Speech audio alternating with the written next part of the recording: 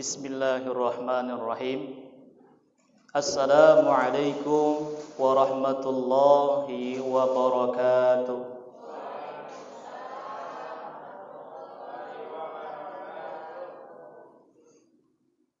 Alhamdulillahilladzi arsala rasulahu bil huda wa dinil haqq liyudhhirahu 'ala dini kulli walau karihal musyrikin. Asyhadu an la ilaha illallah al-malikul haqqul mubin wa asyhadu anna Muhammadur Rasulullah shadiqul wa'dil amin. Allahumma fasholli wa sallim wa barik ala hadzal nabiyil karim wa ala alihi wa ashabihi ajma'in. Qala Allah ta'ala fi kitabihil karim. A'udzu billahi minasy syaithanir rajim. Bismillahirrahmanirrahim. Innamal mu'minuna ikhwah. Shadaqallahul adzim. Faqala Nabi sallallahu alaihi wasallam, man kana yu'minu billahi wal yawmil akhir falyukrim dhaifahu. Man kana yu'minu billahi wal yawmil akhir falyasil rahimahu. Man kana yu'minu billahi wal yawmil akhir falyaqul khairan aw liyasmut. Aw kama qala rasulihil karim. Wa nahnu ala dzalika minasyahidin wa syakirin walhamdulillahi rabbil alamin. Alhamdulillah, rasa syukur kita kepada Allah, berselawat kita kepada Nabi sallallahu alaihi wasallam di hari yang sekian ini, di malam yang ke-23 Ramadan ini.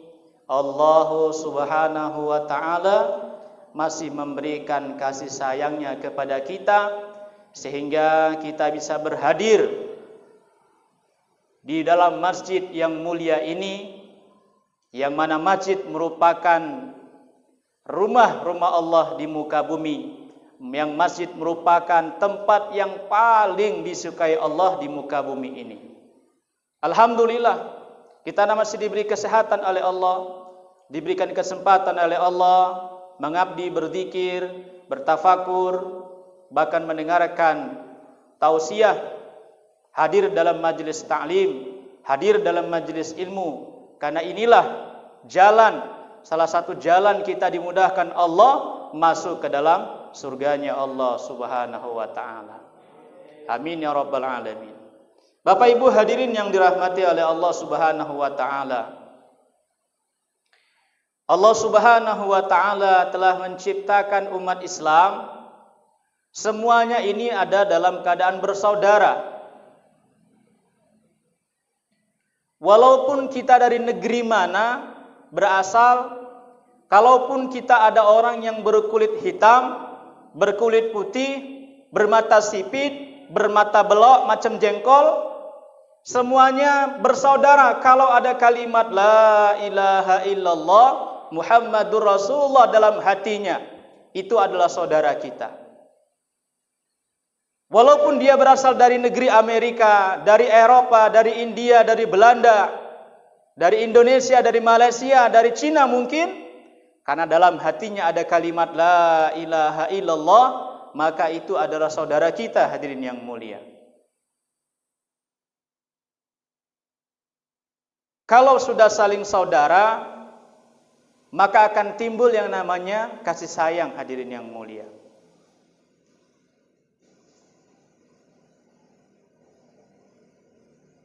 Bapak Ibu hadirin yang dirahmati oleh Allah, salah satu bentuk model kasih sayang itu adalah dengan adanya silaturahim. Silaturahim ini merupakan perintah Allah Subhanahu wa taala dan sangat disunahkan oleh baginda Nabi sallallahu alaihi wasallam. Baginda Nabi sallallahu alaihi wasallam mencontohi pentingnya silaturahim ini ketika Nabi sallallahu alaihi wasallam setiap pagi itu selepas sholat subuh, Nabi itu tidak langsung pulang ke rumahnya, Bu. Walaupun rumah Nabi itu bergandeng dengan masjid. Ya. Rumah Nabi sallallahu alaihi wasallam itu rumah tipe yang sangat sederhana sekali. Bukan hanya selonjor saja susah, tidur pun susah, Bu. Ya. Kalau Nabi sallallahu alaihi wasallam itu sangat-sangat sederhana sekali rumahnya. Tetapi Nabi sallallahu alaihi wasallam mencontohkan kepada kita bahwa selepas subuh dia tidak langsung pulang. Dia duduk dulu bercengkrama dengan para sahabat dan melihat siapa-siapa saja sahabat-sahabatnya yang hadir pada waktu itu. Kejadian hadirin yang mulia, Nabi ini ajibnya begitu, ketika dilihat satu orang jemaah masjid tak hadir, maka Nabi paginya bermusyawarah dan menanyakan di mana fulan ini, kenapa dia tidak hadir sholat subuh. Maka Nabi pada waktu pagi itu juga berangkat menuju rumah sahabat tadi. Untuk apa? Mencari berita, bersilaturahim kepada sahabat yang tidak hadir sholat subuh berjamaah. Maka bapak-bapak, ibu hadirin yang dirahmati Allah, untuk menjaga kesatuan hati di antara jamaah, untuk menjaga kesatuan rasa cinta kasih sayang dengan hati jamaah di antara masjid, maka penting sekali kita ini saling ada silaturahim di antara kita. Kenapa? Walaupun bahasa silaturahim ini dari bahasa Arab, ada dua pengertian di situ, ada dua kata. Pertama, silah itu artinya menyambung. Dan yang kedua, ar-rahim merupakan artinya perut. Walaupun makna bahasanya silaturahim ini adalah menyambungkan persaudaraan sesama saudara satu perut ibunya, tetapi Islam, hadirin yang mulia, memiliki makna yang luas dengan silaturahim ini. Di mana letaknya? Ketika Allah Subhanahu wa taala menurunkan ayat innamal mu'minuna ikhwah. Sesungguhnya setiap orang mukmin itu bersaudara. Disinilah konteks silaturahim itu yang sangat melebar, meluas. Sehingga dengan adanya silaturahim ini bukan hanya bisa mengangkat murkanya Allah dari bumi ini, silaturahim ini bukan hanya bisa menahan murkanya Allah, tetapi silaturahim ini juga bisa mengikat antara kasih sayang di antara manusia. Kalau sudah ada kasih sayang di antara manusia, Bapak Ibu hadirin yang mulia, maka akan timbul persatuan dan kesatuan yang kokoh di antara kita. Maka yang perlu ditanamkan silaturahim ini dalam benak kita, dalam diri kita itu, yang pertama hadirin yang mulia, jangan sekali-kali kita mengingat kesalahan orang lain, tapi ingatlah kesalahan diri kita sendiri. Jangan sekali-kali kita mandang kebaikan diri kita, tapi lihatlah, pandanglah kebaikan orang lain kepada kita. Ini kuncinya. Kadang-kadang di antara kita ada sedikit beda pendapat, sudah. Tidak cocok dengan pendapat si A, si B pun tidak hadir juga ke masjid. Dulu aktif ke masjid karena diangkat jadi nazir, setelah diturunkan jadi nazir pun tidak datang ke masjid. Tidak seperti itu. Tapi yang paling penting adalah menjaga kesatuan dengan adanya silaturahim, yang kelemahan ditutupi dengan yang kekuatan itu, kelebihannya. Inilah menambahkan, lihat kebaikan orang lain. Hilangkan, lupakan kebaikan diri kita, pandang, lupakan kesalahan orang lain, dan ingatlah kesalahan kita. Maknanya apa? Kasih orang lain itu 1000 alasan, kasih orang lain itu 1000 kemudahan, tapi kepada kita jangan kasih kemudahan. Wajibkan diri kita. Biarkan orang lain membantu, diri kitalah pemeran utamanya. Ini prinsip yang harus kita tanamkan, Bapak Ibu hadirin yang mulia. Kalau setiap orang ada berpandangan seperti ini, Kalau setiap orang ada merasa diri dia ini adalah saudaranya, maka hadirin yang mulia, Allah akan tanamkan rasa kasih sayangnya kepada makhluk-makhluk yang di bumi. Kata Nabi SAW, irhamu man fil ardi, yarhamkum man fis sama. Barang siapa yang berkasih sayang di antara penduduk-penduduk bumi, maka penduduk langit akan berkasih sayang kepada dia. Siapa penduduk langit hadirin yang mulia? Malaikat. Malaikat yang besar-besar akan berkasih sayang kepada dia. Kalau kita ini umat ini masih berkasih sayang, maka jangan tonjolkan lagi kita ini embel-embel yang lain. Jangan tonjolkan kita ini ada dari golongan ini, golongan itu. Tapi tonjolkan kita ini adalah umat baginda Nabi SAW. Disinilah letak persatuan kita hadirin yang mulia. Namun hadirin yang mulia, kalau ada orang yang datang ke rumah kita itu, bersilaturahim dengan kita, jangan ada rasa gondok dalam hati kita. Kenapa? Setiap orang yang datang ke rumah kita itu, mereka datang dengan membawa 1000 kebaikan. Dia membawa 1000 rahmat. Walaupun siapa saja. Mau orang berjenggot, mau orang berjubah, ya kan? Mau tak berjenggot, mau tak berjubah, yang datang kepada orang masuk ke rumah kita, itu adalah 1000 rahmat hadirin yang mulia. Jangan ada pemikiran ini datang tamu ini, habislah gulaku ini, ya kan? Datang tamu kopi habis ini. Sudah lockdown kayak gini datang pula tamu ke rumah ini. Gawat. Ada juga pemikiran ibu-ibu seperti itu. Mungkin di sini tidak, Bu, di sana. Di sini enggak ada bedanya sama di sana, maksudnya gitu. Karena Bapak Ibu hadirin mulia, wajar di masa Nabi SAW ada satu orang sahabat yang datang kepada Rasulullah, dia laporkan perihal istrinya. Ya Rasulullah, aku aneh kali nengok istriku itu. Kenapa? Kata Nabi. Ada setiap tamu yang datang ke rumah itu, tamu pulang dia gendumel, merepet. Mungkin kayak kita di sini ngerepetnya, habis gula, datang tamu, tehnya, wah belum macam-macam, ya kan? Ada lagi yang tamunya datangnya itu aja, sampai anaknya tanya, Bi, nggak ada lagi tamu kawan habis selain dia lagi, karena dia aja mukanya ditengok anaknya, sampai bosan dia. Ini pun Bapak Ibu hadirin yang mulia, walaupun dia datangnya ke rumah kita itu tetap membawa 1000 rahmat. Maka kata Nabi SAW melihat istri sahabat yang seperti itu, kata Nabi, kalau begitu katakan sama istrimu, besok saya datang bersama para sahabat ke rumahmu. Ya. Dia datang, maka ketika Nabi SAW datang, disampaikan sama sahabat tadi, coba ketika nanti kami datang, suruh istrimu berdiri di depan pintu dan lihat apa yang kami bawa. Maka istrinya pun sesuai dengan perintah suaminya, ketika tamu datang lihat, dan ketika tamu keluar diantar dan apa yang dilihat. Suruh ceritakan nanti istrimu. Maka Bapak Ibu hadirin yang mulia, besok pun sesuai dengan janji, Nabi dengan beberapa orang sahabat datang ke rumah dia.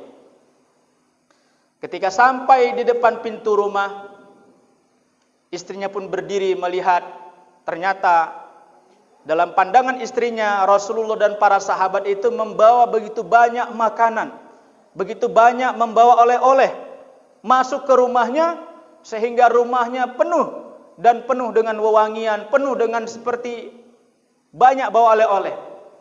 Sampai-sampai istrinya pun melihat itu jadi tenang, enggak gedeme lagi. Kalau kayak gini kan hatinya enak awak terima tamunya. Enggak habis makanan di rumah. Wah gitu. Sampai akhirnya dijamu berapa setengah jam pun Rasulullah pun pergi. Ketika pergi istrinya dan sahabat ini menghantar sampai depan pintu rumah. Jadi salah satu adab Bapak Ibu dalam Islam, ketika tamu datang, kewajiban Islam itu memberikan layanan selama 3 hari. 3 hari. Lebih daripada 3 hari, kalau kita masih memberikan layanan, itu hukumnya sunnah. Tapi wajibnya ada tamu, maka wajibnya 3 hari dilayani. Walaupun cuman air putih nggak apa-apa. Serba putih, nasi putih, air putih nggak apa-apa, Bu. Yang penting dilayani dia 3 hari. Nah, setelah 3 hari lebih, jangan diusir, Pak. Nah, jangan diusir, nggak boleh ngusir tamu.